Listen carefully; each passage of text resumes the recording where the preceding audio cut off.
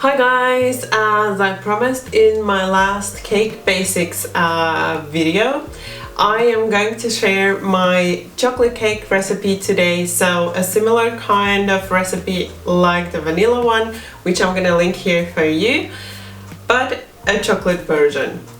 I hope you're gonna like this one as well. So let's get started. Before you start making this cake, what you want to make sure is that your butter is soft, and for that you can just leave it at room temperature for about an hour. That's when it's not overly warm, so it's not the hottest summer, because in the summer it's gonna take a lot less, but if we're talking about colder days, then it's about an hour when you want to take the butter out of the fridge so that it comes to room temperature.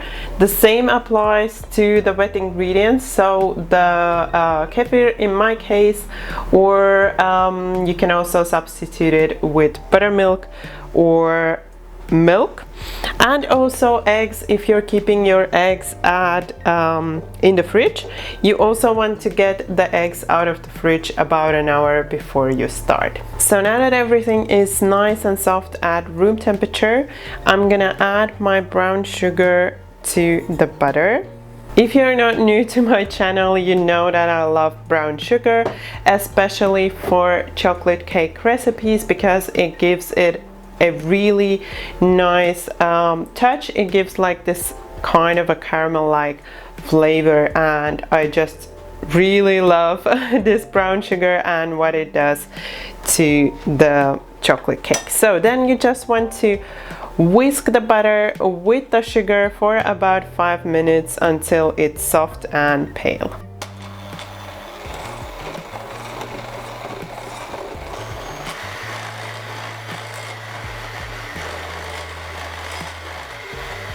And then when the butter and sugar is looking like this, so it's much paler, it's really soft, you can start adding in the eggs. You want to add the eggs one at a time, mixing for about 30 seconds in between additions.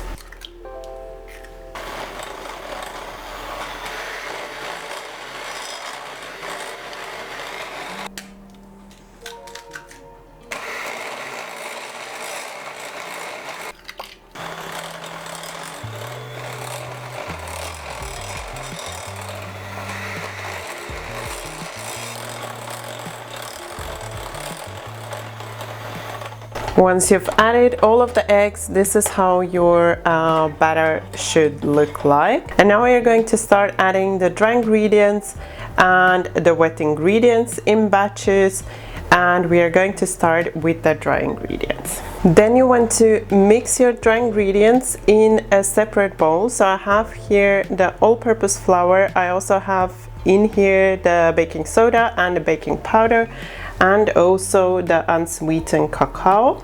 So you just want to give it a short mix. It doesn't have to be all combined, just that it kind of starts mixing in. And then you want to start by sifting about 1/3 of your dry ingredients into your batter.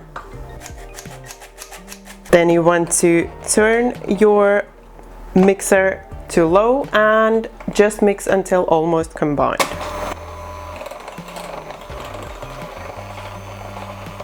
Then you want to keep your mixer running on low and start adding in about half of your wet ingredients. So I have the kefir here, you can use buttermilk or milk instead, and I've also added my vanilla to it.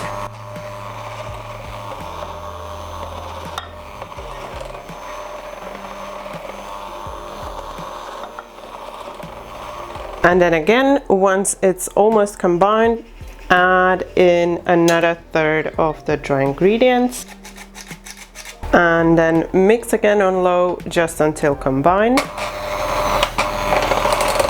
or just until almost combined. And when you notice it's almost combined, you can start adding the rest of the wet ingredients.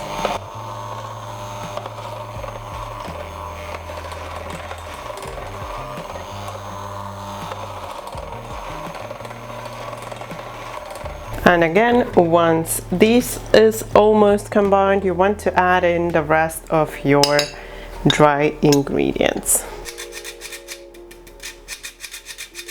And then once more mix until well combined.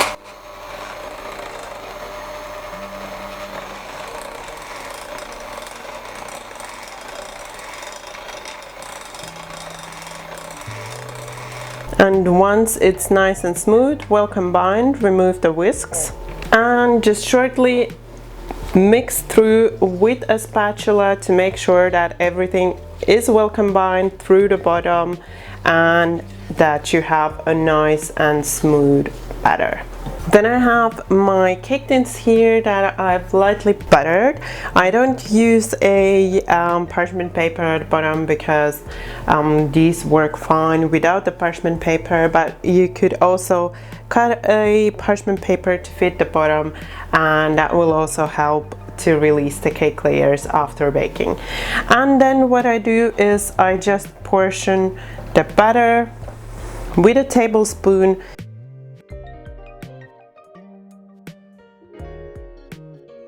You could also use just one cake tin, and I'm gonna write all the details to that, how to which cake tins to use and how to adjust when you're using a different one in the recipe, which you can find as always down below, linked in the description box.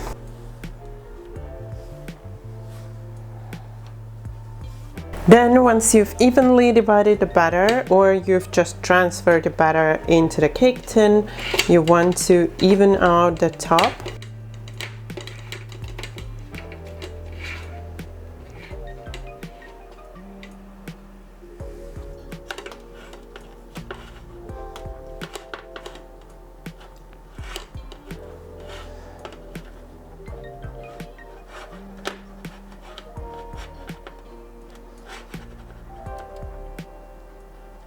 And then you just want to bake your cake layers according to the recipe.